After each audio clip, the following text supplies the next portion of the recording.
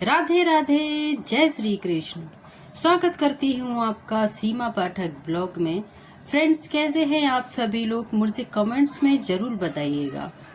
तो फ्रेंड्स, आज मैं बात करने वाली हूँ एक रहस्यमयी कहानी, यानी कि भगवान श्री कृष्ण की मृत्यु का रहस्य। क्या था उनकी मृत्यु का रहस्य, कैसे हुई उनकी मृत्यु, ये हम इस वीडियो में जानेंगे। वीडियो को स्किप मत कीजिएगा, पूरा देखिएगा। तो चलिए चलते हैं। तो फ्रेंड्स, हम सभी जानते हैं भगवान श्री कृष्ण की लीलाओं के बारे में। शायद ही कोई ऐसा शख्स होगा जो इसके बारे में नहीं जानता होगा। लेकिन क्या आप जानते हैं श्री कृष्ण की मृत्यु कब और कैसे हुई? वो कौन था जिसके हाथों श्री कृष्ण की मृत्यु हुई? मानवता और मानव जाति को लगभग नष्ट कर देने वाला कुरुक्षेत्र का युद्ध शांत हो चुका था। अपनी जीत पर पांडव खुश नहीं थे, बल्कि युद्ध से हुई तबाही को देखकर उनका मन बहुत विचलित था। युद्ध के बाद श्री कृष्ण पांडवों के साथ गांधारी और धृतराष्ट्र के पास बेटे दुर्योधन की मौत पर शोक जाहिर करने और क्षमा मांगने पहुंचे। दुर्योधन का खून से लथपथ शरीर और अंधे माँ बाप की आंखों से आंसुओं की बाढ़ से पांडवों का भी दिल भर आया था। गांधारी पांडवों को छोड़ श्री कृष्ण को दुर्योधन की मौत का असली जिम्मेदार मानने लगी। गांधारी ने श्री कृष्ण पर चीखते हुए कहा, आप द्वारकाधीश हैं, जिनकी पूजा मैंने खुद विष्णु अवतार में मानकर की है। क्या आप अपने किए पर जरा भी शर्मिंदा नहीं हैं?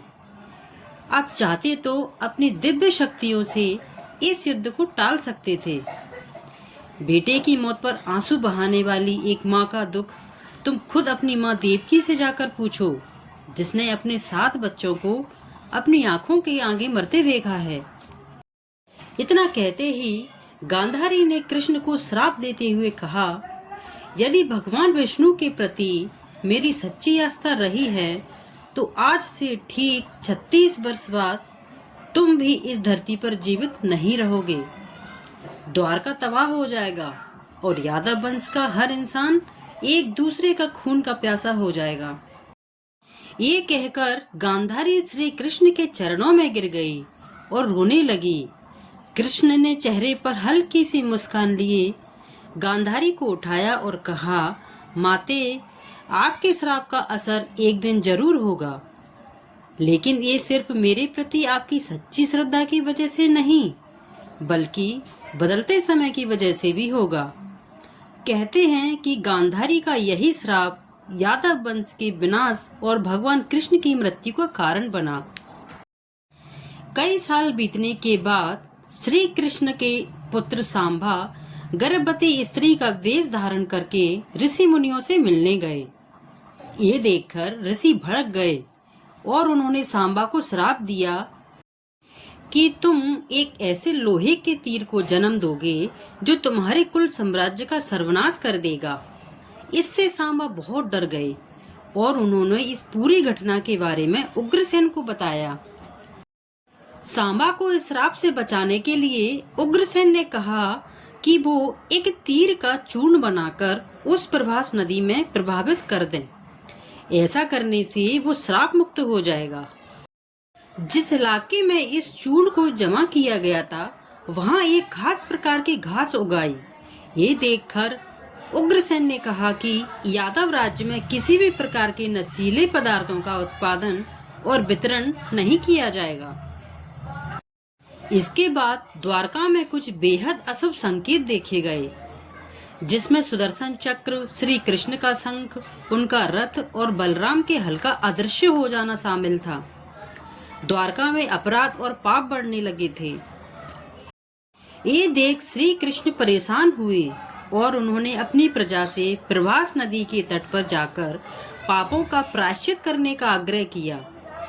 द्वारकावासी वहां जाकर मदिरा के नशे में चूर होकर एक दूसरे से लड़ने लगे। गांधारी के श्राप के अनुसार यादव वंश के सभी लोग आपस में लड़ झगड़ कर मर गए। मान्यता के अनुसार इस घटना के बाद कुछ समय बाद श्री कृष्ण एक पेड़ के नीचे योग समाधि ले रहे थे। इसी दौरान जरा नाम का एक शिकार वहां हिरण की तलाश में आ गया। जरा ने श्री कृष्ण के हिलते पैरों को हिरण समझा और तीर चला दिया। इसके बाद शिकारी श्री कृष्ण के पास जा पहुंचा और अपनी गलती के लिए क्षमा मांगने लगा। तब श्री कृष्ण ने उसे सांत्वना दी और बताया कि कैसे उनकी मृत्यु निश्चित थी। श्री कृष्ण ने कहा, त्रेता युग में लोग मुझे राम के नाम से जानते थे। राम ने सुग्रीव के बड़े भाई बाली का छुपकर वध किया था। अपने पिछले जन्म की सजा उन्हें इस जन्म में मिली। दरअसल जरा ही पिछले जन्म में बाली था। यह कहकर श्री कृष्ण ने अपना शरीर त्याग दिया। श्री कृष्ण की मृत्यु को ही कलयुग की शुरुआत माना जाता है। तो फ्रेंड्स, ये थी वीडियो भगवान श्री कृष्ण के मृत्यु की रहस्य की। कैसी लगी आपको वीडियो? अगर अच्छी लगी हो तो कमेंट्स कीजिएगा, शेयर कीजिएगा और लाइक जरूर कीजिएगा। जो लोग इस वीडियो को पहली बार देख रहे हैं वो भी सब्सक्राइब करें, लाइक करें। वीडियो देखने के लिए आपने इतना समय निकाला, उसके लिए बहुत बहुत धन्यवाद। राधे राधे, जय श्री कृष्ण।